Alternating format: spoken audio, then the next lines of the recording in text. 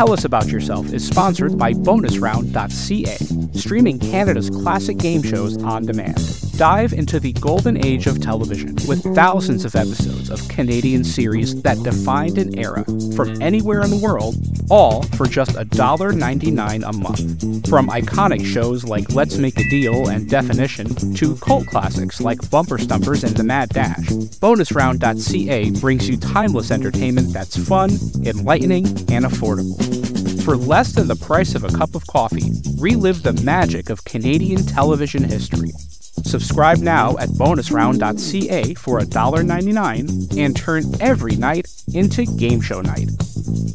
By Game Show Forensics. Join host Robert McKee and his crack team of forensic game show scientists as they take you on the deepest dives imaginable in a quest to analyze the most detailed minutiae of game shows nobody else dares to, or cares to, investigate. Nothing is too whimsical for examination, no semantics too absurd for the research extremists at GameShowForensics.com. Parental discretion is advised. And by The Inn at Leola Village. Nestled in the heart of picturesque Pennsylvania, the Inn at Leola Village is a sanctuary of luxury and relaxation. Indulge in the timeless beauty of their historic suites, each meticulously designed to transport you to a bygone era of elegance and grace. Experience the culinary delights of their award-winning Italian restaurant, where every dish is a masterpiece crafted from the finest local ingredients. From romantic getaways to corporate retreats, the Inn at Leola Village offers a haven for every occasion. Unwind at the spa, stroll through the lush gardens, and let the stress of everyday life melt away. Make your reservation today at theinnatleolavillage.com or call the front desk at area code 717-656-7002. The Inn at Leola Village, an oasis of luxury.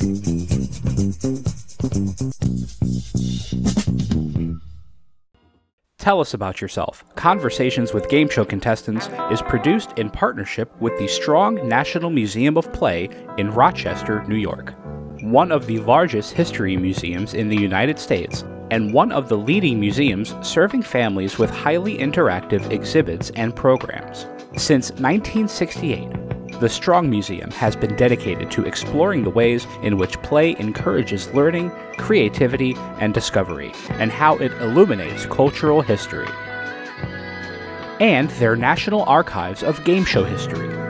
Founded by industry veterans Bob Bowden and Howard Blumenthal, the archive is home to thousands of artifacts representing over 80 years of broadcasting, including props, set designs, video interviews with game show professionals, and other iconic elements from the history of television at play. For more information about the National Archives of Game Show History or the Strong National Museum of Play, visit museumofplay.org or call area code 585-263-2700. Blue 35.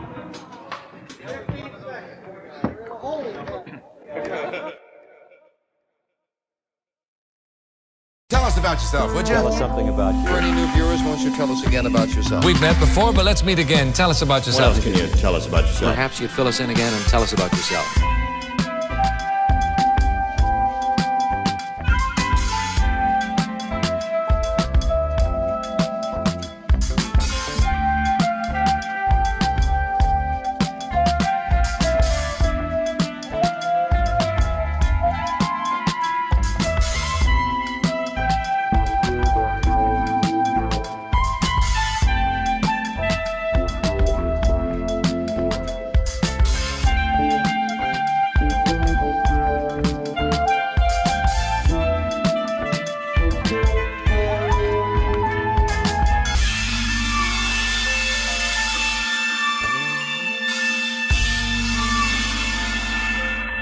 My name is Clyde Wheeler. I'm from Silver Spring, Maryland, and I own and operate a dry cleaners in Hyattsville, Maryland. So, Clyde, I tend to start these conversations by finding out what role game shows played in the contestant's life before they got that opportunity. So before you were somebody who thought of themselves as a potential contestant before you appeared on the shows that you appeared on. What did game shows mean to you growing up? Were you a fan of that kind of TV? Game shows were big for me. I mean, I really loved competing in just about everything, but game shows were fun. I liked watching Jeopardy and Wheel and pretty much anything. Press Your Luck, anything that was game shows on television, I was watching. Back growing up in the '80s, mostly.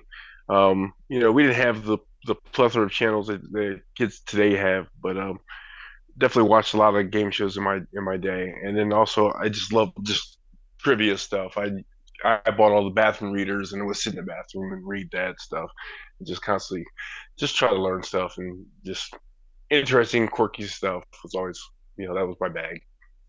I used to love those bathroom reader books. There was something so fascinating about having all that information like in one volume, in one book.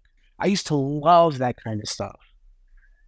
Yeah, me too. I mean, there's no just particular narrative. I mean, there's ones that you could read within 30 seconds, and other things that might take you upwards of maybe 4 or 5 minutes to read. But I would just go cover to cover pretty much. I bet. Well, as somebody who's into trivia and into quizzing, what role did that type of literature play later on when you maybe needed to study for an appearance or study for a quiz event? I imagine that kind of material was probably good for studying a lot of information very quickly.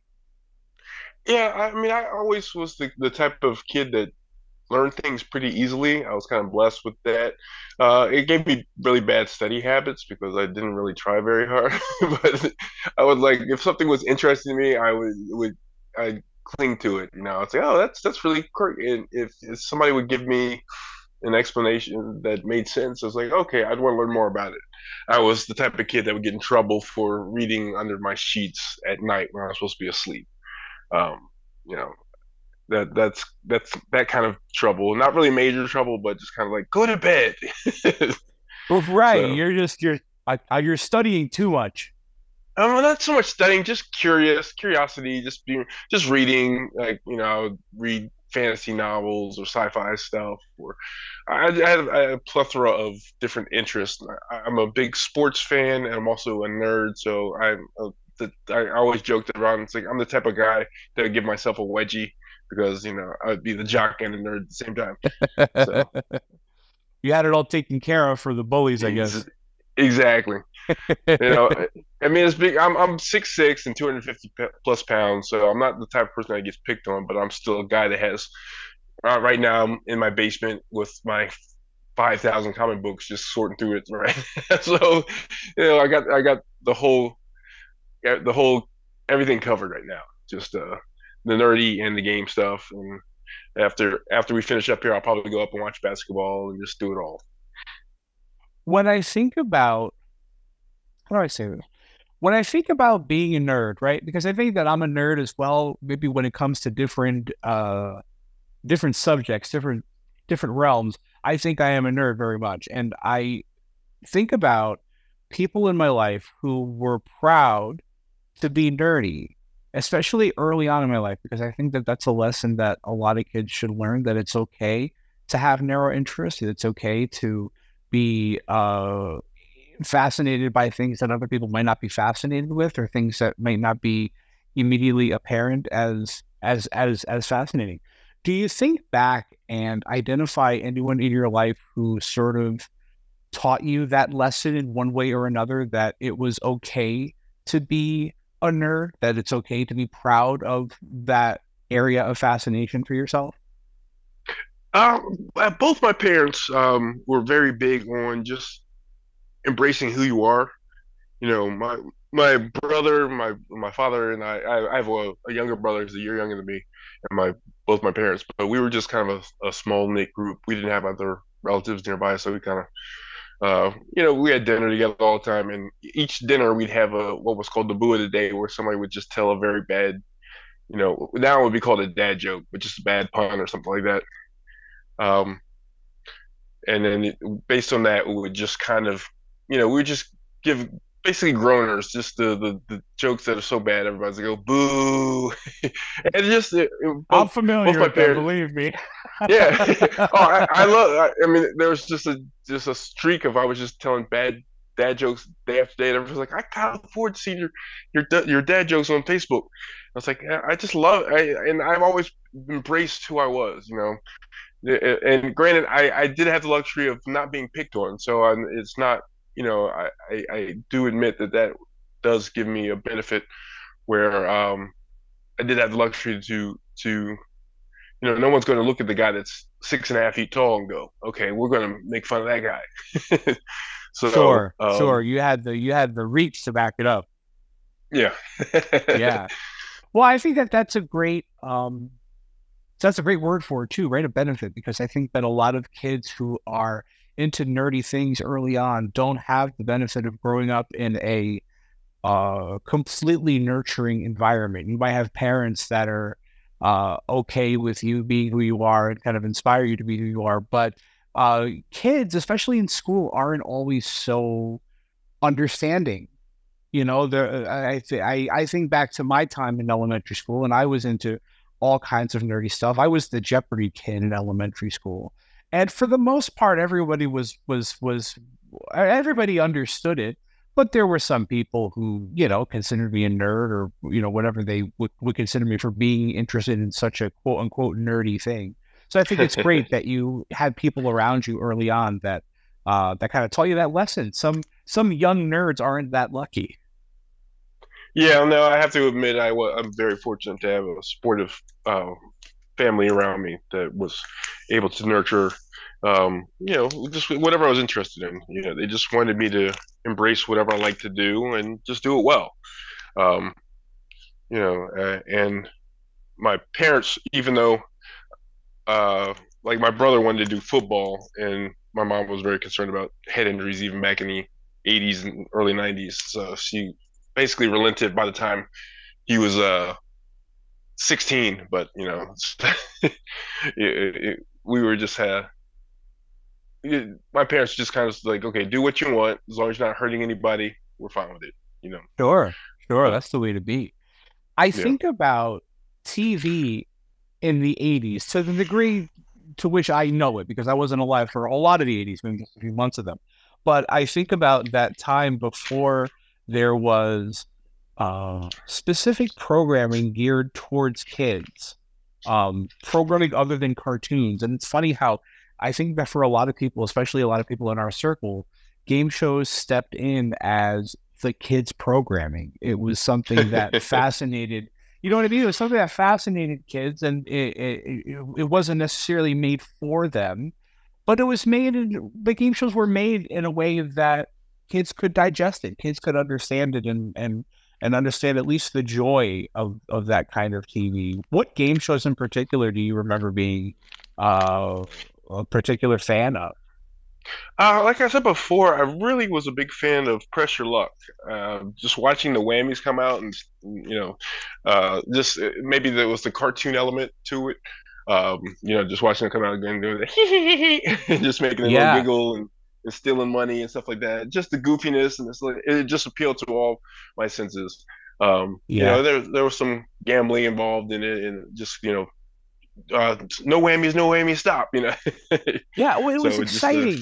And especially like yeah, for a kid, I mean, it's everything, right? It's lights, and it's money, and it's people laughing and screaming and cheering. And then in the middle of yeah. the show, there's a cartoon. Like it's, you know, it's just Perfect. Yeah. made right. It's almost like in retrospect, they must have known that like parents and kids are going to watch this together. Like kids are going to stumble upon this show, and there has to be something for them to be fascinated with.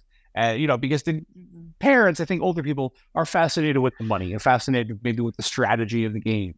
But yeah, and I speak about this because Press Your Luck is the show. When I look back, Press Your Luck was the show that did it for me. That was the Okay. show that was the first show I was ever a fan of. And I grew up watching it, you know, in reruns like on USA in the early 90s. But yeah, you and I have that in common. It's still, I think, my favorite game show ever. Yeah, no, I think growing up, it was Wheel every night and Jeopardy every night, and I enjoyed watching them. I never really felt like I was quite on the level of Jeopardy being, and I've taken and passed the test a couple times where I think I'm on the range to be in the pool, but I've never been selected for Jeopardy. Wheel of Fortune, I've gotten pretty deep in the auditions a couple times, but just for whatever reason, I'm sure everybody tries to get on that. So it's the pool's very very deep there, so it's a lot harder Oh to yeah, get on. very much so. When did your interest shift more towards the quiz aspect of game shows? Like, when did you decide, or when did you become that person that was interested in the competitive trivia aspect of that kind of TV? I didn't really, in terms of competing, I didn't really think about trying out until Millionaire came out with Regis back in around, I guess, 2000, 99, 2000. And, they had the Who Wants to Be a Millionaire every night. And they were like, okay, you have to call this number. And I call the number and I get the questions right and hope to get a call back the next day. And I don't know if you remember the whole rigmarole you had to go through to get on the original version of yeah, the phone quiz. I remember it. yeah. So I remember one of the first quizzes, the phone quizzes I got on, where I took one of the questions was put the song title in order, and it was doo wop that thing, and I was like, that's not really I didn't know, I didn't realize. I think parentheticals is a really bad choice as a term of the Lauryn Hill song. Right. So Yeah, I that just thing is in parentheses. Right. That's not yeah. right. I was like, that's just really a awkward title to put in for something you're trying to put in sequence. So especially over on a phone where you have to press 1 for do, press 4 for wop. Right. So That's all right. I'll edit that out. Yeah, that was Press Your Luck, I think, was the beginning of the first chapter for me when it came to game shows. Who Wants to Be a Millionaire was the beginning of the next chapter, because I realized that up to that point, I wasn't really watching or enjoying new game shows up to when it premiered. I think Millionaire started in 99 when they did like the first kind of 2-week trial run. Up to that Yes. point, my diet consisted mostly of reruns. It was Game Show Network, and it wasn't even USA at that point. They stopped in like 95 or 96, but it was just mostly kind of dusty game show reruns that I was subsisting on. And then all of a sudden, this show came along and just breathed new life into this genre of TV and did it in such a different way. I mean, now we sort of take it for granted, right? All the production elements that Millionaire sort of brought about, the mostly black sets, the big swirling lights, the dramatic music. Yeah. That was all brand new then, and it was fascinating. Do you remember when that show first came about and just kind of captured everybody's imagination? I do. I don't remember specific details. I mean, I obviously do remember John Carpenter calling his dad and telling him like, "Okay, I just won Millionaire," and that's really cool stuff. But yeah, just the dramatic music and Regis going, is that your final answer? And just Yeah, it that just it was so many catchphrase was like the iconic national things. anthem for a minute. Yep.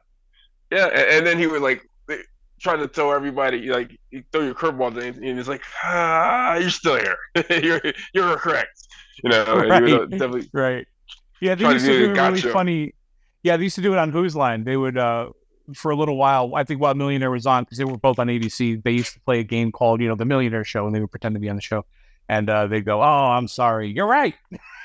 It's just like that, Yeah, that I could complete definitely. switch. Yep. I can see Colin Mockery doing that. Yeah, it's definitely That's something exactly he would it. do. That's who it was. Yep.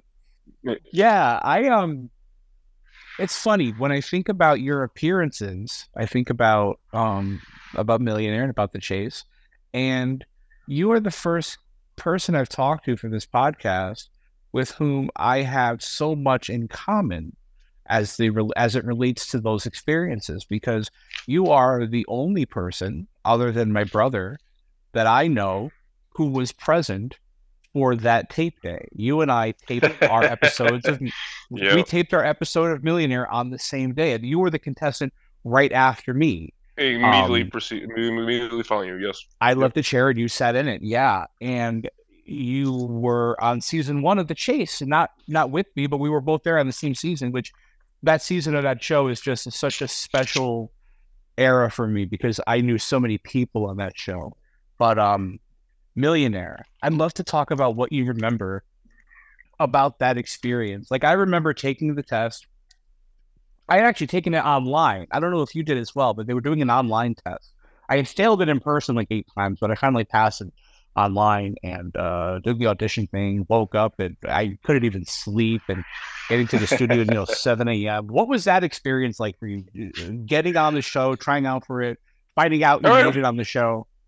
Well, going back to the very beginning, the first time I definitely took, they had like a local test where I think it was at like the Medieval Times. I believe it was the Medieval Times. They had a big casting call, like a cattle call there. And I passed the test, and I went to the audition, and for whatever reason, I didn't stick. So basically at that point I kind of got obsessed. So I went on. Let's see. I went online, and I think the first forum that I found out about Millionaire was like TV Without Pity. I think was one of the forum groups. So I went on there and researched that, and I was like, "Why don't they like me?" I was really kind of heartbroken, trying to figure out what I could do to better get cast on the show, because I was like, I got the knowledge, I think I have the personality, but maybe there's something I'm missing. So, I had a friend of mine up in New York, so I went to a taping up there, and they did a casting. I passed the test again, and only got through like the first level of interviews, and then eventually I did an online audition where this was just after my daughter was born. So this was probably August of 2009. So right after she's born, she's maybe 2 weeks old, and I'm holding my daughter, and I was like, "Hey, Millionaire, I'd like to be on your show, and this is my name is Clyde, and this is my daughter Liliana, and I'd like to be on your show, and right now I want to show that my daughter that I'm at least smarter than a ceiling fan, or at least more interesting than a ceiling fan." So Right. And then basically I told her, I was like, "Well, and if you cast me on the show, at least I can go up to New York and get some rest." So that's wonderful. So that's what you were missing. You were missing a baby. Exactly. Well, Right. I don't know if you remember, but actually in my episode, they did show a picture of my daughter. I remember Yeah. it. Clyde, if I told you the photographic memory I have of that experience, I remember everything. I remembered her name. I was like, I'm going to ask how Liliana's doing, because I'm sure oh my God, she must be a teenager now. Yeah, she's be 15 this summer. Unbelievable. So Unbelievable. Yeah, I remember, because I remember Meredith saying on the show that, your goal was to show that picture, and everybody really loved it. I'm going to pause you for just a second. Let's take a couple of steps back. When you talk about taking the test or doing the audition the first time that, it didn't stick. They didn't like you for whatever reason, you didn't get picked. And you went to sort of solicit advice from that message board. What advice, and maybe it was from that message board, or maybe it was from other places, when you were seeking that information, when you're trying to find out why you didn't stick, what advice, what response did you get from that? What the advice that I really saw from the forums, and it was TV Without Pity, and then I went to Who Wants to Be a Millionaire board, and they were very helpful. I've actually still have a lot of friends from that board to this day. Sure. But BORED, if I remember correctly. Yes, exactly. Right. BORED. So we basically they were just saying you got to be yourself, except bigger. And just because they know it, most people when they get on stage they kind of withdraw. So, and that doesn't make exciting TV. So you have to be 110% of yourself, 120% of yourself. That sounds cliche, but you want to be, if you're outgoing, you have to show that because they don't want to see it. It is a TV show, it's not Right. just trivia. So Right. nobody Right. wants to see somebody just answering questions very dryly. This does not make good television. So and it also just, you have to grow a thick skin. You're going to get rejected more often than you're going to accept it. So, you just kind of have to, you can't take it personal because, Yeah. you might have had a great audition and the casting director might have had a bad day, So, Yeah, that's true. You never know. And it's very, I think it's almost human nature to take in an experience like that and come to the conclusion of, well, this must have been me. I must have been lacking. It must have been something on my end that, I didn't meet the standard for this thing. But really, like, you never know what the reason is. And there are so many reasons why somebody could try out for a show and not get picked, I've talked to contestant coordinators who have talked about how there are some potential contestants who are almost too good for the game that they're trying out for. And, the show has a budget to maintain. If they get everybody on the show who got a 50 out of 50 on the test, they would have no money. They would bankrupt the show. There are all kinds of factors, I think, that play into it. But, yeah, it's interesting how that works and how you can have that experience and come away from it not only dejected, but also wanting more. Yeah, no, it's definitely it really lit a fire under me. So once I did that, and then they liked my video, and it was quick, and I kept flubbing it. My wife was getting pissed at me because she was the one filming it. She's like, "If you don't get it this time, I'm done." So basically, the last time I filmed, I recorded the video and just went with it. And it was like a really quick 45-second, maybe 1 minute long video, and it was just me holding an amorphous blob, which happened to be my 2-month-old or 2-week-old daughter at the time. Right. And it was, I guess I showed enough personality that they wanted to see more of me. And then I took the online test after that, and I did well enough. I mean, I think I had the knowledge to get through the test. I really wasn't that concerned about that. But Right.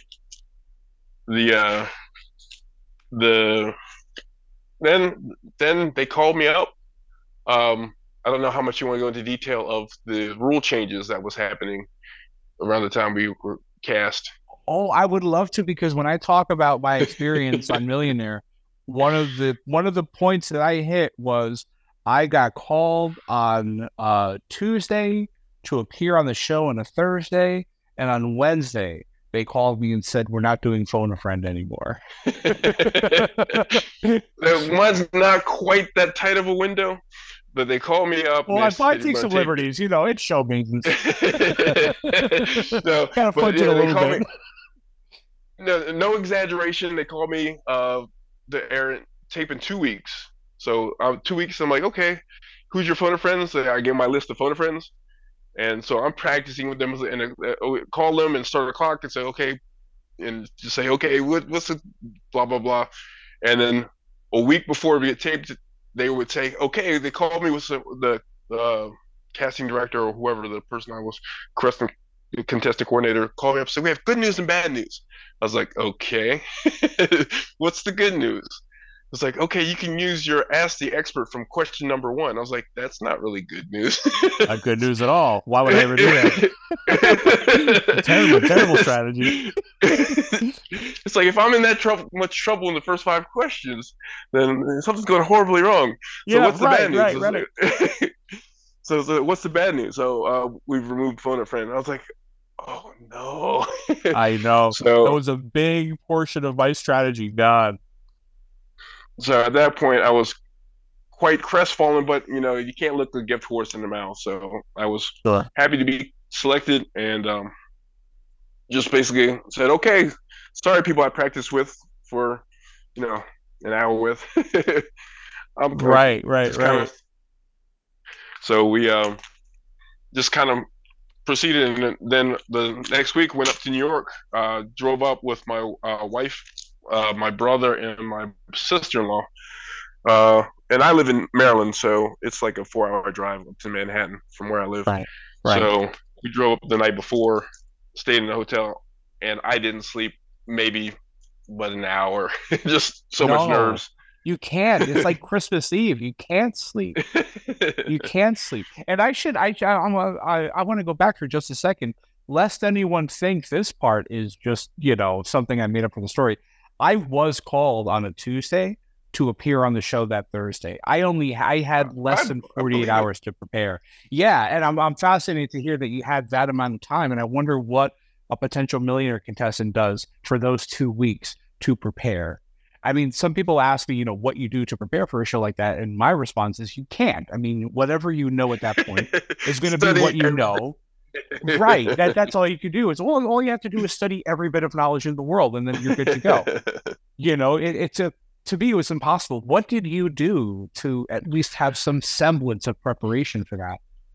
What I'm trying to remember. I was probably just flipping through like little trivia books, just trying to get anything to kind of stick, like stuff that was like really unique and unusual.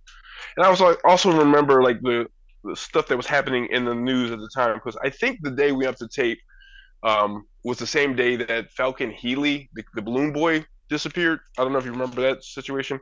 Is it? I remember it. I don't remember it being that around that time. That's so funny. Yeah. So I was thinking about that, but again, it was too new to be a question. They couldn't write a question about it, but I definitely was like, okay, that was crazy.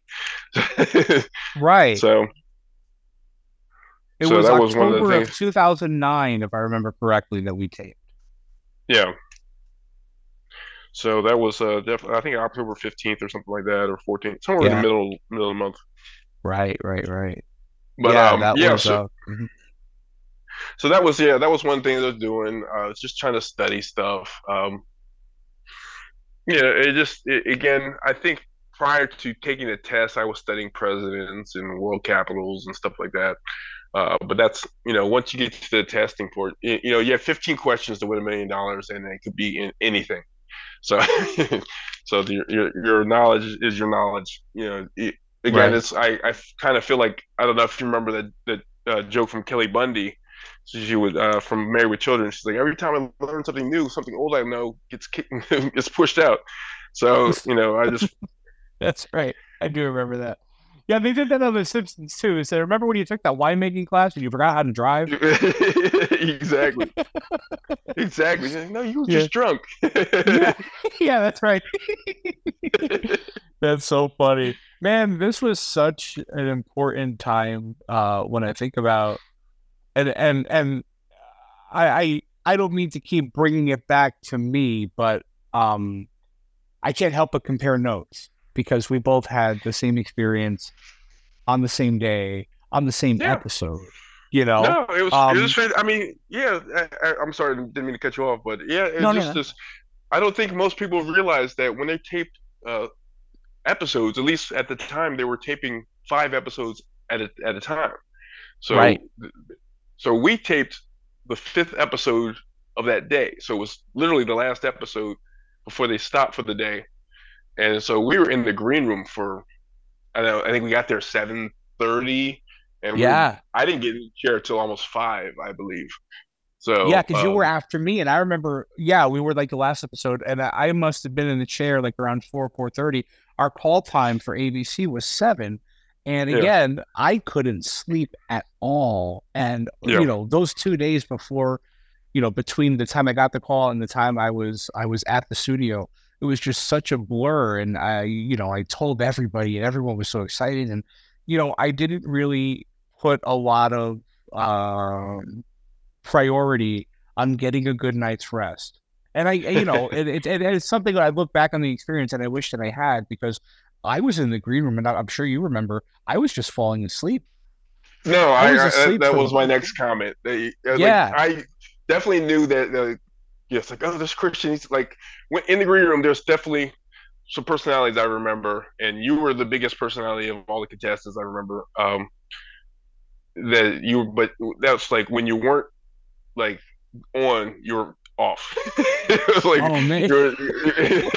I just and it's funny. I think about it, and I almost cringe these days thinking about it, because I think that nowadays, if you were to be a potential contestant not only on Millionaire, but on any show, and you were falling asleep during that whole process, they would send you home. They You're would say, right. if you don't have the energy for this show, we can't have you, and they would send you away. So I think about that. I 100%. think about I just think about how fortunate I am that they let me sleep. And again, it was just because I was up, like you said. You get maybe that hour and a half of sleep, of solid sleep, and other than that, it's just waiting to open the presents on Christmas. I mean, it's just that anticipation is otherworldly. 100%. No, but I remember the energy in the room. Like most people were kind of quite like I was cutting it up. That's just my personality. I was just acting silly, and I think I was leading people in songs until we got in trouble for singing songs in the green room because they said that counts as studying. I remember that. I do remember that. And it was like random stuff. And how many times did we hear "I Got a Feeling" by the Black Eyed Peas? Oh my God! Well, we must have heard it at least 4 times because I feel like it was before every episode. That's the song that they played to like get everybody hyped up. And it just came I out. remember. It had just come out at the time, relatively soon. And we were coming out to the room, and they were like hyping up. So I came out to the studio, and I think I did like the Hulk Hogan, like waving your arms and holding your hand up to your ear. And I was just like, I was trying to do the Kid and Play kick step with Kevin, the production assistant. I don't know if you remember Kevin. I don't know if I remember Kevin. Kevin Thompson. Great guy. I have friends with him on Facebook. He was very energetic. We were just acting a fool, just keeping it lively in there. Just, he remembered me right away. He's like, "Oh yeah, you were great in the green room." Just having a lot of fun. So the energy, like I said, I was kind of like you. Except I think I had a little bit. I was only one night of sleep deprived, as opposed to you having a couple nights deprived. So, God, I was gone. So I remember you like you just had like you definitely had the personality when we were in the green room, but when you weren't, I think you're just like laying down just sleeping. When we were, it's just a lot of hurry up and do nothing. We were just kind of waiting. They grab a contestant would disappear for half an hour, 45 minutes, and they'd come back and get somebody else. And you never know when they're going to pick you. Right. Well, that's one of the aspects of it that I remember most vividly. First of all, the room. I remember the green room. I remember it being just this long sectional sofa that circled the entire room. And I remember the walls being covered in photos of past winners, the big framed photos, and bowls of candy everywhere. And I remember that there was a phone at the front of the room that would ring whenever they needed a contestant. So there was a production assistant in the room, and the phone it wasn't like a regular telephone. It was just like a beep, beep, beep. And there was a red light on the phone. And that meant that they needed a contestant, and they needed a contestant from that room. So whenever that phone rang, we all froze because it might be us. It might be our time. And sometimes that phone would go beep, beep, beep. They get a contestant and they would leave and go play the game. 10 minutes later, beep, beep, we hear another one. Okay, well, they must have either walked away or what or whatever. I wonder how well they did. And then sometimes that phone would ring, and then 30 seconds later, it would go beep, beep, and we go, "Oh my God, did they get it wrong in the first question? What happened? Why do they need somebody else so quickly?" I remember that, like the mystique of that process. Yeah, no, it's definitely like you have the bat phone ringing. Right. But the whole thing was like I had never prior to that. I hadn't been on TV before, so I'm not used to getting like they put powder on my head. I'm a bald gentleman, so they were making sure I didn't have a glare coming on the screen. Sure, So, there's a lot of light to reflect off that head, to be honest. And being in person, seeing the set and being in the chair, I don't think I ever realized how loud the set was. Not only, did you have like the lights and everything, but you could hear them all move. When the game starts and all the lights do that thing and they all point down, You could hear all the gears and all the machinery. And there wasn't even music, I don't think, during our taping. We had the sound of the clock because we were one of the I'm trying to first. remember. Yeah, Yeah, exactly. That 30-second clock or 45-second clock. Yeah, that right. was not fun. I was really pissed about that because Yeah. our rules was probably like the least optimal set of rules that they had. They got rid of phone a friend. They basically had the clock, so kind of denied everybody else. Is that your final answer? Making it dramatic. You just kind of had to lock your answer in as quickly as you could. Oh, yeah, for sure. Well, that was part of the draw of the show, at least to me, was the idea that you can take your time. There Yeah, was art in being able to watch these people um, think their way through a question. And once they realize they don't know the answer, start thinking about, do I want to walk away? What does that money mean? How much can I lose? And allowing those moments to breathe was what I thought made part of what made the show really unique. We were sort of a guinea pig season. I think we were the first ones to have that, the kind of shot clock on each question, which takes some of the strategy away. I mean, you can't just sit there and think about it anymore. Now yeah, it's like Jeopardy. You know what I mean? If you don't get in time, exactly. it's wrong, which kind of sucked. But I have no regrets about any of that. That's my like I said before. You can't look a gift horse in the mouth. It was just, did we get the best rules? No, but you got to experience that 99% of the world would never get to have. Yeah. So it was a fun experience. And unfortunately, I think we were like a month too late for the tournament. Remember, if you were like the fastest person in the top 15 people were competing for $1 million. Oh, Um, the Tournament of 10. I remember that. yeah. Yeah, I So remember that. we were literally, I think, like a month too late for that. So that was like, so we kind of we missed that part. So it was like, okay, we got the worst of everything there. So it was, Right, right. Well, I remember feeling like, and I'm going to go back for a second because I said that I have no regrets. I do have one regret. I regret not, in retrospect, I regret not doing more to prepare for the game part of the experience. I think that, and I said it in a couple other episodes as well, but I look back on that time and I realized that I was very taken by, the set and being on TV and the cameras and meeting Meredith Vieira. And I wish that I had put more focus on studying or, doing something that would greater ensure some success on that show. I hammed it up a lot, and I think that it was to the detriment of my game. I wish I had done that differently in retrospect.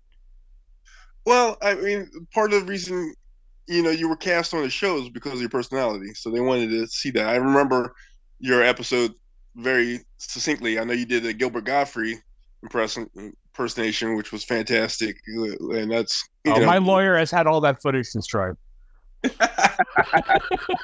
I'm actually legally not allowed to talk about my Gilbert Gottfried impression.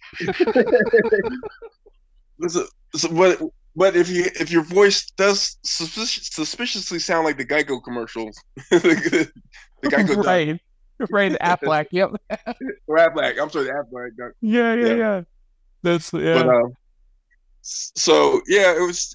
I do remember, and I don't think I tried not to. I tried to be myself. I tried to be a little bit bigger. I do remember being in the hot seat meet Meredith and commenting on the stools being too small for me because I'm a big guy. She's like, "Yeah, you are a pretty big guy. How big are you?"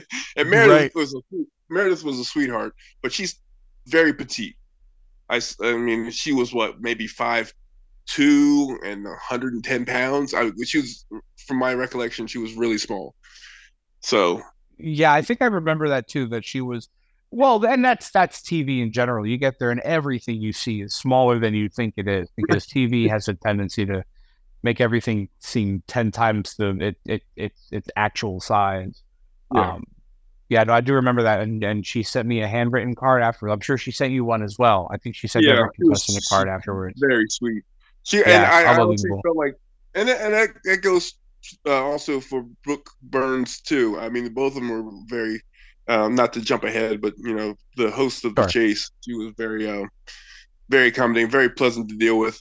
Both of them were just very sweethearts, and it seemed like they wanted you to succeed. Um, Yeah. you know, I when I got in the hot seat, I was just trying to be myself, and I talked about wanting to get my kid on television, and um, and one of the questions was funny. They had a question of mine was about uh, what what phrase is was Bonnie and Clyde known for, and everybody's like, was that staged for you? Because I mean, with Clyde, I'm automatically linked to Bonnie and Clyde. It's Right. either Right. Clyde Drexler, Bonnie and Clyde, or Right Turn Clyde. So. Sure. But I just think it's like when you have 10, 12 questions, something's going to overlap with your life somewhere. It's not that uncommon. I don't think it was something that was intentional, but it was kind of funny that happened to be where it fell. Do you want to? I still remember the questions I missed or what I used my helps on, and it was kind of interesting because Yeah, I think I would. Yeah, remind me how you did on the show. That's a detail that for some reason has escaped my memory. How did you end up doing a millionaire? so. I got the 10 questions correct, so I was up to the top tier. So I won 25,000, and I was the last contestant for the day. So basically, my last question, if I gotten it correct, I would have ended the week, gone home with 4 questions to go. And back then, I don't know if you remember, but they had the categories, which were kind of cryptic clues, but we had an idea. Yeah, that's right. That was the first, and I think that if I'm not mistaken, I think we were the first season that started introducing categories from where you could look at your stack of 15 questions. I think mine for 500,000, the category was Cleveland Rocks. And a lot of the people who watched the show, who watched my episode, were dying to know what that question would have been for $500,000. But yeah, I do remember that they all had a sort of tenuous connection to what the question was. Exactly. I mean, it was very cryptic. It could be something. It could have been Cleveland. It could have been something about Drew Carey show. It could have been about a rock. Anything. It could have been about anything for sure. Yeah. Rock bands out of Cleveland, anything. Yeah. So the questions. Let's see. So I got to the first 5 questions pretty much fairly straightforward, and then I think about question 7. They had a video question with what's the lady from Glee, the cheer coach. Jane Lynch. Jane Lynch video popped up, and she asked, "It's like in our first episode of Glee, the song was performed by which band?" And it was what song? Now I'm drawing a blank, but it was basically a 1980 rock band, and they were just trying to figure out, and it was like Journey or REM or just different options that were of that time. And I was like, okay, this is a question that's pretty much perfect for the audience, because it's like 1980 rock bands is not necessarily my wheelhouse. If I had to guess, I probably would have gotten it, but I just was like, let me ask the audience at this point, because beyond here, they're really not very reliable. So I asked the audience, they got it. They were like 80% of Journey, and I proceeded from there. So, and then they had the next question I was kind of not sure of. They were saying that outside of what airport in what city would you find a blue stallion? And there's Lily. I'm sorry, Christian. That's okay. Don't be sorry at all. I'm leaving that in. I love it. Yeah, that's Liliana, who was she was the infant in the video. That's picture. Right. That's right. I saw a picture of her when she was 2 weeks old. That's unbelievable. So outside of this airport is a blue stallion, and the choices were Philadelphia, Atlanta, Houston, and Denver. And I wasn't really sure. I was like, okay, it doesn't make any sense to be like Philadelphia or Atlanta, so I'm going to eliminate that. So I'm going to use my double dip, and that was one where you get to choose. If you choose after your first answer is wrong, you get to choose a second choice. Right. So I went with Houston because I figured like horses, cowboys, that type of stuff, and that was incorrect. And then as soon as I was a little bit crestfallen, but immediately I was like, oh, like the Broncos. Yeah, Denver Broncos. That's exactly what I thought of. Yep. So I went with Broncos, and that was correct. And I was like relieved to get that one. Sure. That double dip, I have specific memories of the double dip because that was the last lifeline I had left. I was answering a question for 25,000. I remember it to this day. Traveling from Copenhagen to Stockholm typically requires traveling on what body of water? It was the Black Sea, Adriatic Sea, Baltic Sea, or Caspian Sea. I did not know enough about geography at that point in my life that I could have sat there and reasoned it out within 30 seconds. And I had my double dip left, but the other side of that coin when you use the double dip is that once you use it, you forfeit your right to walk away. Oh. So once you use it, so I could have used it and given an answer, and once I saw that it was wrong, said, "Oh well, I'm going to walk away with 15,000," but they don't let you do that. So that's the only reason why I never used that lifeline. Oh wow! So you walked? Oh, okay. I've forgotten that. Yeah, I walked. I just couldn't think of it. I used my Ask the Audience on one of the first 5 actually because I wanted to be sure. One of the things that Millionaire contestants I think were so afraid of, especially in those years, was getting one of the first few questions wrong, because I think that's around the time that YouTube became really big. And I remember his name was Chase Sampson. He got the first question wrong. Yeah. And he got like 10 million views on YouTube, and he became this sort of cautionary tale for a lot of Millionaire contestants. Like, you don't want that to happen. You don't want to get embarrassed like that. I was so afraid of not making it past the first 5 that I said, I'm going to use this Ask the Audience. I forget what it was about. It was about some university, like what state was it was like Appalachian State University or something like that. And so that's when I used that. And then I used my Ask the Expert on my $15,000 question. And then, I had the double dip, and I just did not use it because I didn't want to lose that much money. Did you use the Ask the Expert? The expert was Kate Snow that week. And Kate I didn't Snow. know who she was. I had no idea who she was. Yeah. But she ended up helping me. My question was, which of the following is true of pinnipeds? And it was like they sleep standing up, they hibernate, they have flippers. Yeah. And she had said that she just brought her kid to the zoo recently, and they saw something on like the dolphin tank or something that said they're pinnipeds. And so that it must have been flippers. And she was right. But yeah, that's how my lifeline went down. Yeah, unfortunately, she was not as helpful for mine. So no, I don't think she was helpful for many other. I remember seeing the shows leading up to mine. And I seem to remember her strike rate was not very good. Yeah, because I was sitting in the chair waiting for you to go up, and when I asked her, I was like, "Okay, please help him, please." Because basically, when one person's in the hot seat, the next person up is basically sitting on deck circle, kind of just waiting for, and then everybody else is in the green room.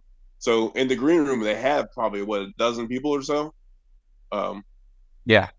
So basically, when you went up, we knew it was getting towards the end of the day. Lily, I'm sorry. Hold on 1 second, Liliana. Yeah, sure. Please stop. You can hear that. I'm on a phone call. All right, I'm back. So no worries.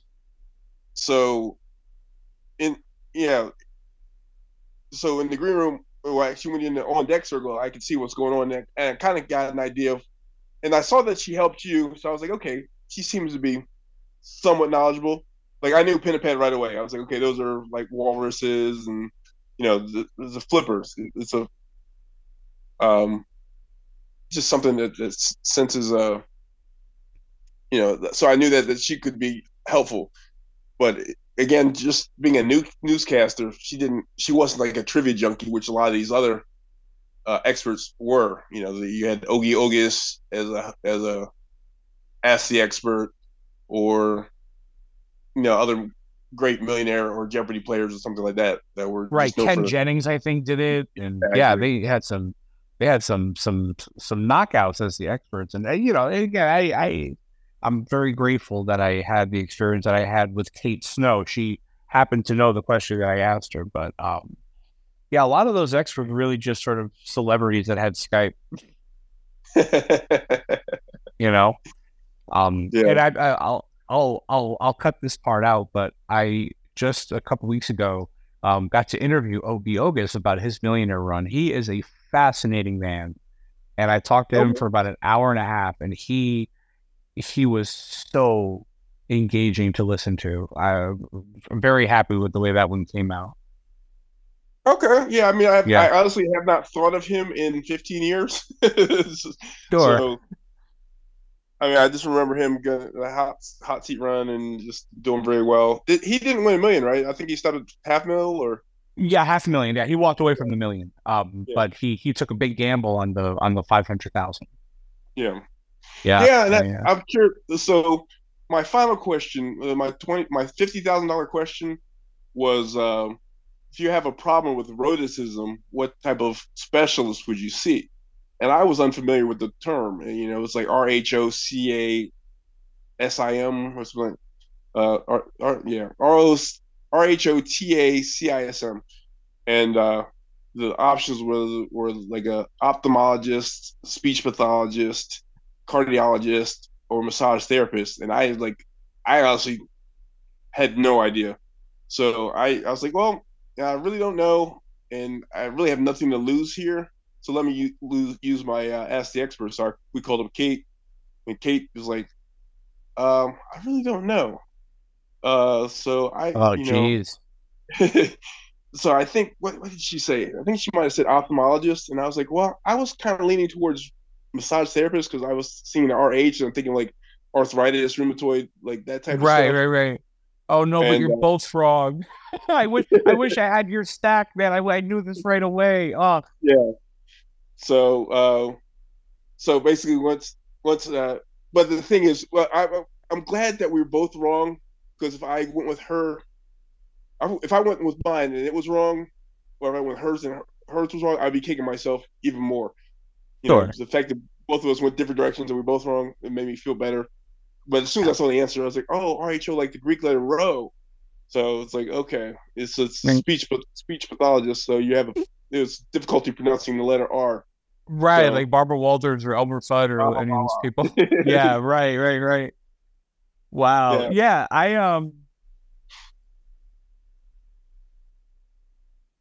and also not to mention the fact that it was a free guess at that point, wasn't it? Because you had just won exactly. 25 and you're going for 50. So if you got it wrong, you didn't stand to lose anything. You had that Yeah, 25 because that was like the last milestone.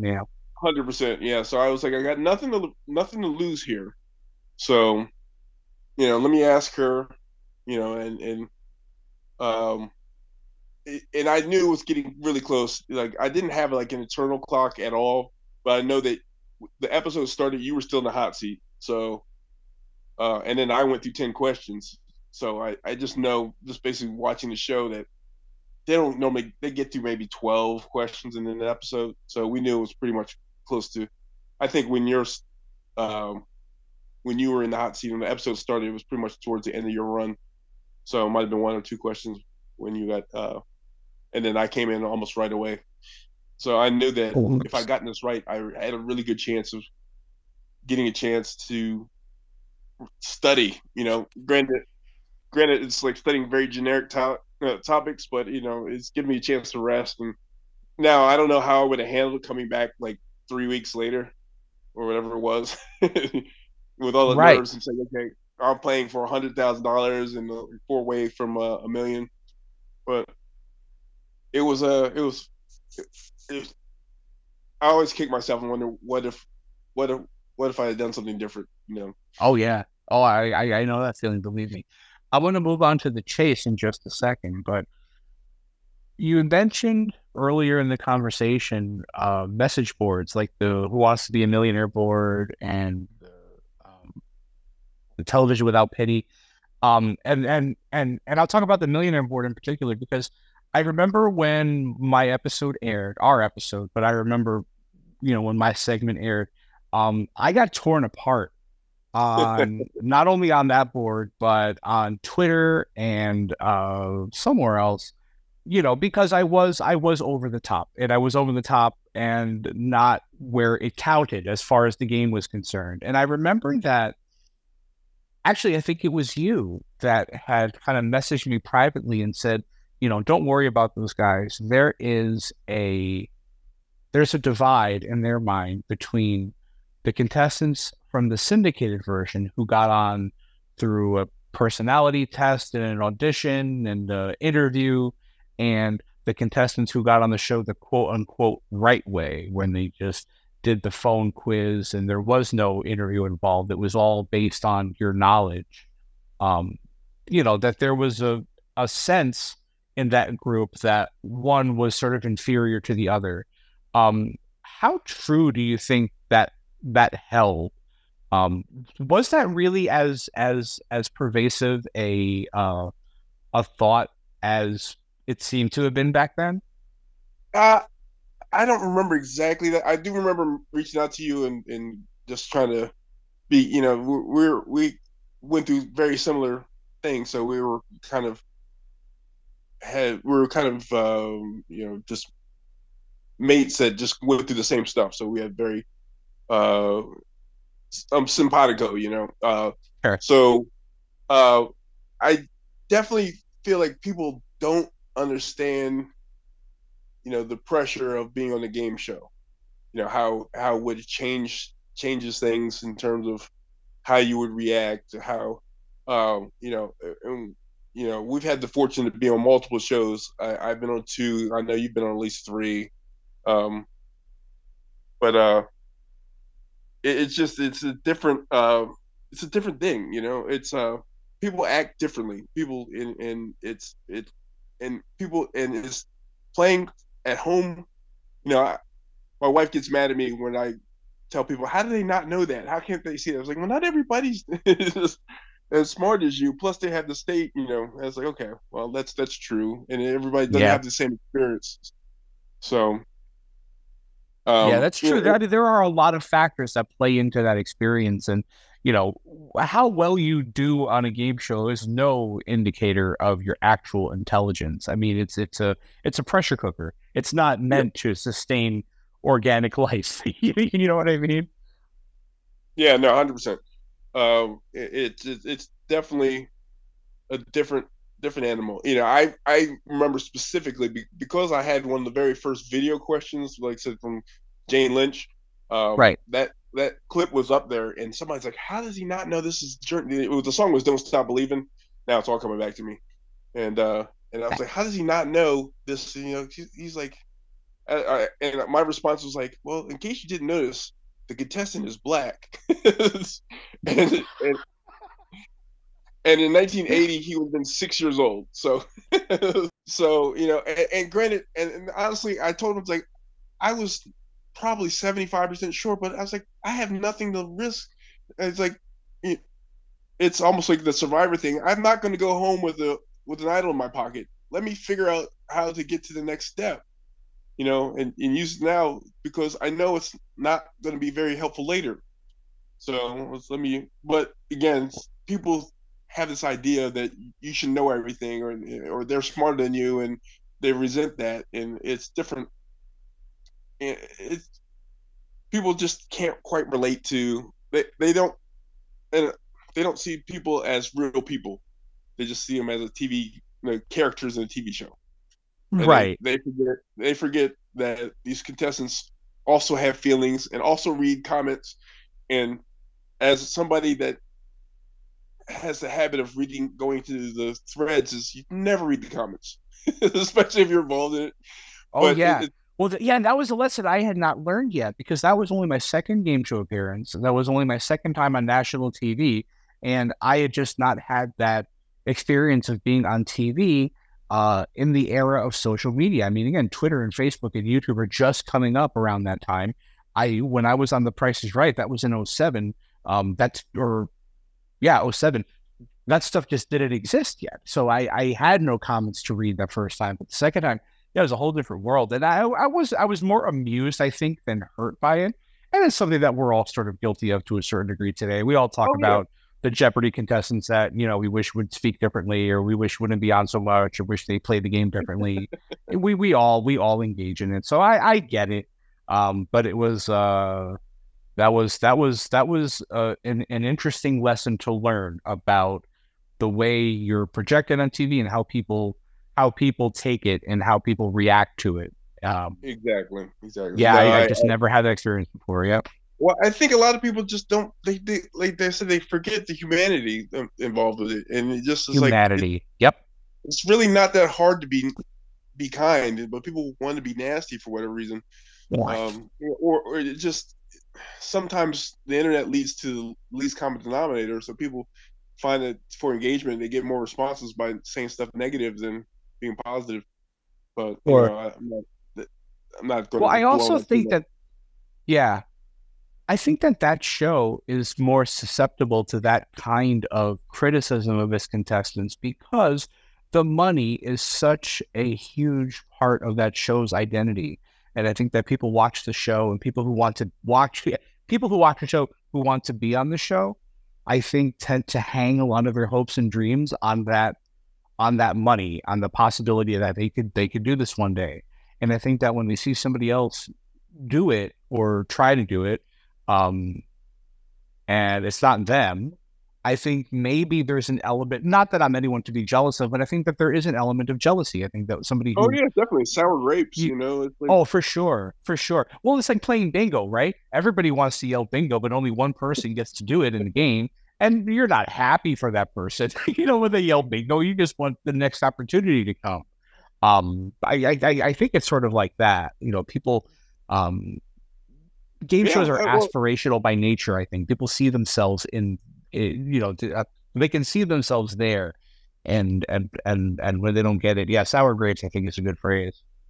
Yeah, no, you're right about the way the format of the show, where you only get through a dozen questions in an episode. It's not Jeopardy where you're getting through 61 questions in an episode. Right. It's more about the personality, more the interaction. So people can really try to identify with the person if they choose to, or they want to demonize them. To say, okay, well, this person does or does not deserve, being up there because they're, too smart, not smart enough, whatever reason. Whatever adjective you want to put on that person. Sure. When the American version of The Chase came about, did the UK version hold any significance for you? None whatsoever. Really? So that was the first time you had heard about The Chase when you auditioned for the GSN? Wow. Yeah. I learned about the Chase auditions. They met at a hotel in DC. So I went down there and just went for the casting and just tried to be myself and be as silly and having fun. And the casting directors, who I still remember now, RJ and Danny, they liked me. And, we went back for the second round of casting. That it was the next night, I think. It might have been the same night, but it was like much later in the evening. And played a mock game and did pretty well enough. And they emailed me later, and honestly, I think it went to, I don't know if they had the right folder or right email address. I didn't get it right away, so I think RJ reached out to me and said, "Hey, we're trying to reach you. Do you want to be on the show?" I was like, "Oh yes, definitely." So, wonderful. That's such a magical moment when that happens. That call is there's nothing like it.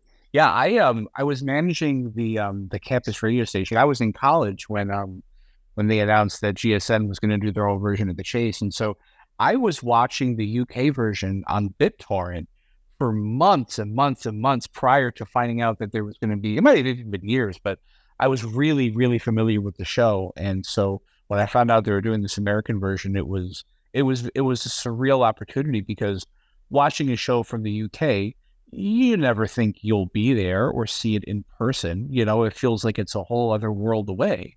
And it is to a certain degree. But that was such a special time because so many of us tried out for the show and so many of us got on. And when I say us, I mean, people in the game show community. I was watching the show every week, and I'm sure you have this experience too, Clyde, because we have a lot of the same mutual friends in this thing. Yeah. Every week, there was somebody I knew that was on the show. So every week was like this celebration of somebody who like made it, and they're there on the show, and we're watching them play, and we're watching them win. It was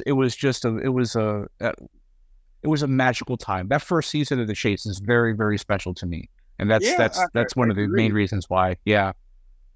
I was amazed. Like I said, it's like I felt like I knew somebody, if not two people, almost every episode. It's like of the three contestants, it was a very the pool. Like when they did the casting, they must have really was looking for they were not just casting bartenders and models, but they also were not just casting people that just study books all the time. They just were personalities they were looking for, but also knowledge.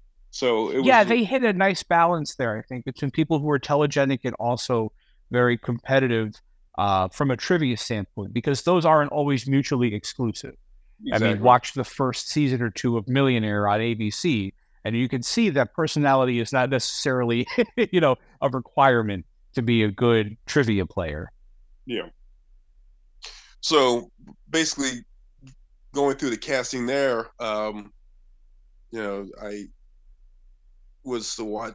I definitely my episode. There was like three people from my region that I kind of knew from the area that were in the two episodes that taped that day. So, let's see. It was myself, Steve Kaltenball, and Jay Ree. I don't know if you know those other two gentlemen. I know them by name. I played I played an online game on a stream with Steve Kaltenball years ago. That's the only interaction I've had with him, and he was great. Jay Ree, I've seen the name, but I don't think I've ever spoken to him. So basically for that episode, they were taping 2 episodes in a day. So it was teams of 3. So there was 2 teams of 3 and then an alternate set of 3 people. So it was like 9 people waiting in the green room. But they ended up splitting us up into groups of 2.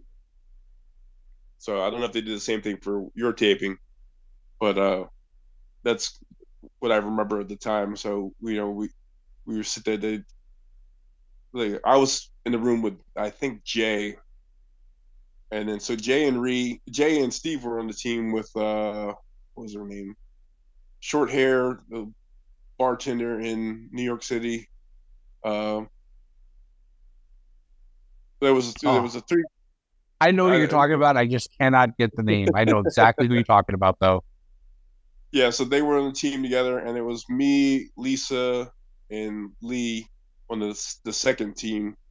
So they did the first taping, and then Jay and Steve ended up winning, but we didn't know. We had no idea. And then we got up to the stage, and again, the stage was like very impressive. I had never been to LA before, so we flew out to LA, and I was reading trivia books on the plane and doing this different stuff. So, and meeting Brooke, and then meeting the Beast, which after I learned about the show, I did a little bit of research, so I knew about the Beast and Cinnamon and a couple of other chasers. So they basically said before you go to the stage, you have to kind of pick who's going to be the captain of your team. And Lee and Lisa were a little bit younger than me, so they said, okay, you can be the captain. So you seem to have the most knowledge, and going to trust you to be the person in charge of the team. So they said, okay, you're going to go last. So Leah and Lisa, they banked a decent amount of money. I think they both got like 3 or 4 questions right. So it wasn't anything majorly significant. But they both got to the second part, the chase part of the round. They did the pop builder and then the chase part of the round, and they both kind of got there. It was a little dramatic, but the beast was struggling, and I saw that he was struggling. And I was like, okay, I'm feeling pretty confident. So I went for the aggressive bid. Because my pop builder, I got 6 questions right. And I probably should have got a couple more right, but I misunderstood like the way that Brooke was reading the questions. Either the question wasn't written very well, I just misheard it. It was funny because we were talking about like favorite movies in the green room before, and I was talking about movie 7, and the question, one of the questions I missed in the pop builder was like, which star of 7 is a Calvin Klein model? And I was like, stars.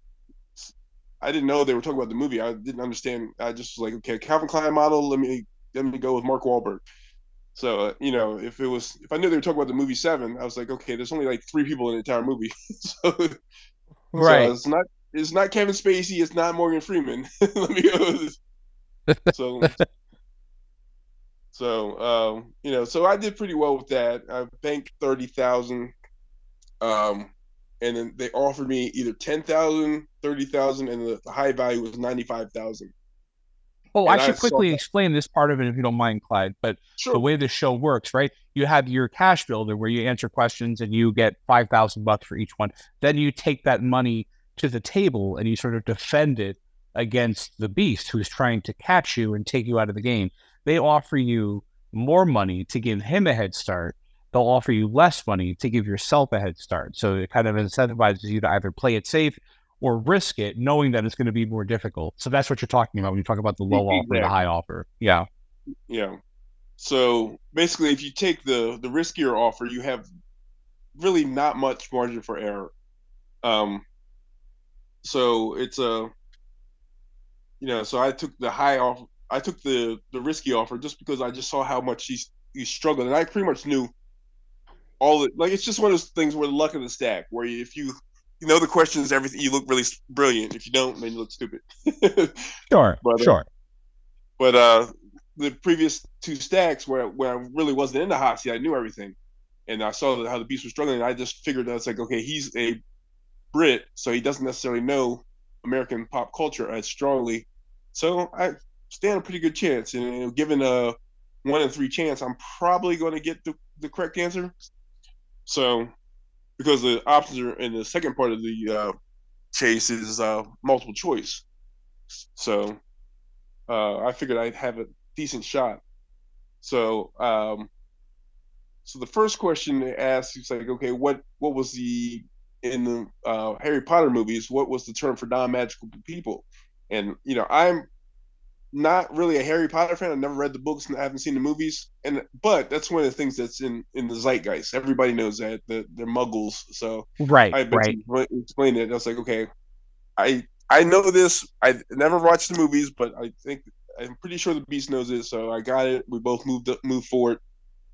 And then the next question was, and let me go back and we had some friendly banter between me and the Beast, and the Beast was, he's a big guy, and me being 6'6", he's a little bit taller than me, but he was probably 50% wider. Like, he's a really, really big guy.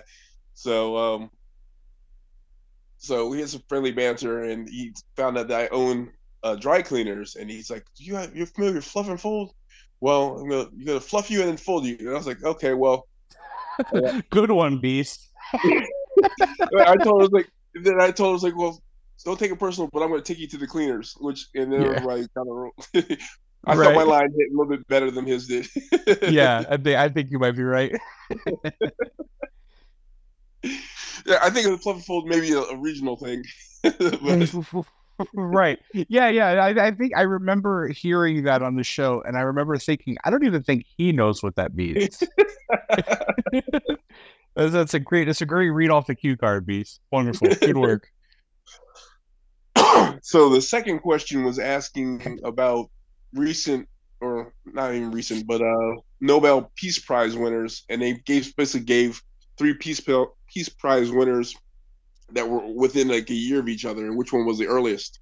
And I really didn't know. It was like Doctors Without Borders, and then some scientists, and just so I guessed, and unfortunately, Beast knew it, and he moved one step closer, and I was so at this point I had no margin for error.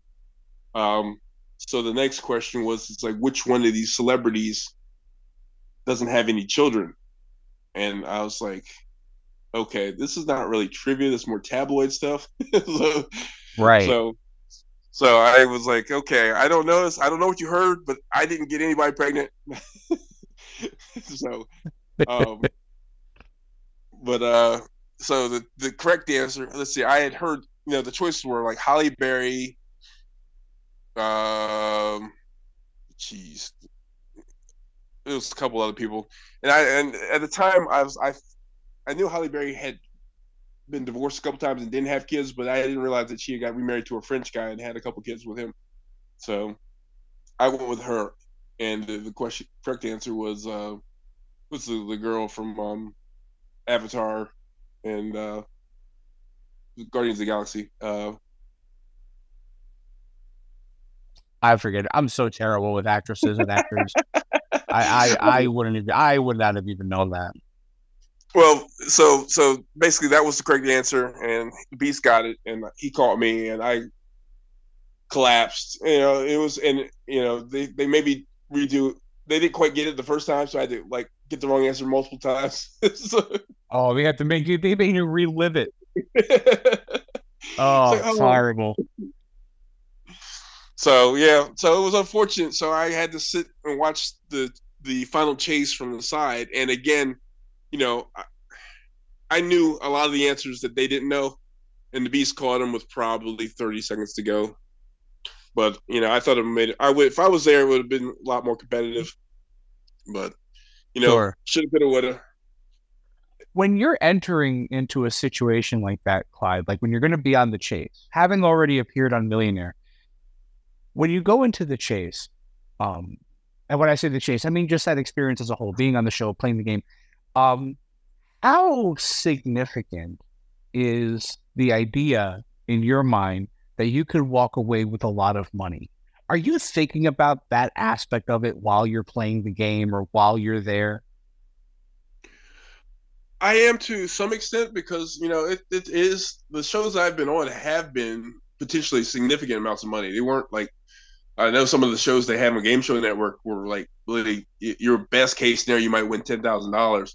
Right. But, these were shows like Millionaire. Obviously, you have the potential for $1 million, and then the chase was advertised as you can win large sums of money. And again, I was playing for $95,000. Granted, I was been splitting with the other two people, so, but even still, I've been looking at like $45,000, $50,000. So it wasn't a small sum of money. So it was, yeah, it's definitely something. I'd be lying if I said that it didn't come into my mind. In terms of the feeling that you must be going through, having been caught and therefore out of the game, what was that feeling like? What was it immediate? I'm trying to figure out how to ask this in a way that is going to convey what I want to ask.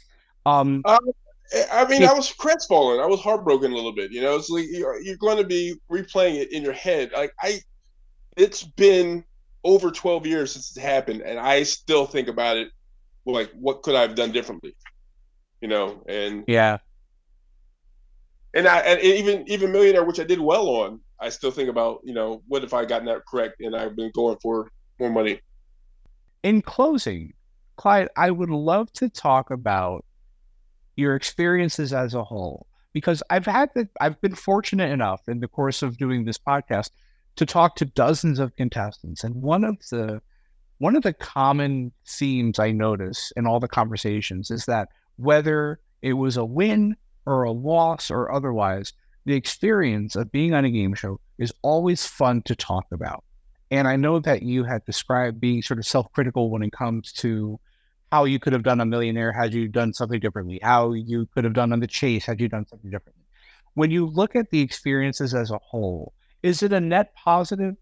How do you feel about having had these experiences and having more than one where, somebody might be thankful for just appearing on one show? How do you feel about your experiences as a whole? Okay, to be honest, the experiences were fantastic. I don't know if mine are indicative of a typical experience. I mean, obviously, Millionaire, I probably performed in the top half of people that got on the show. To get to the top tier is not a small feat. So I can't have any, even though I think anybody that does not win $1 million will have regrets. But I think I did pretty well, and to win $25,000 for just knowing a couple trivia questions is pretty spectacular. And then for The Chase, I enjoyed it. I mean, I like showing off my big brain and just having fun and just I also just like meeting people and talking to people, and it's just the experience. Would I do it for free with small kids? I don't know if I would just suggest doing that, but I enjoy it and I look forward to it.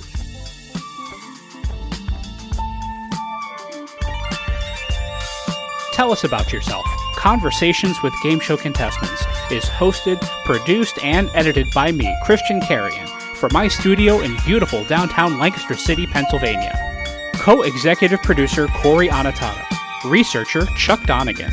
This has been a production of BuzzerBlog, the most popular game show website in the world, in partnership with the National Archives of Game Show History at the Strong National Museum of Play in Rochester, New York. For more information, visit museumofplay.org. Thank you so much for listening. I'm Christian Carrion. Good night.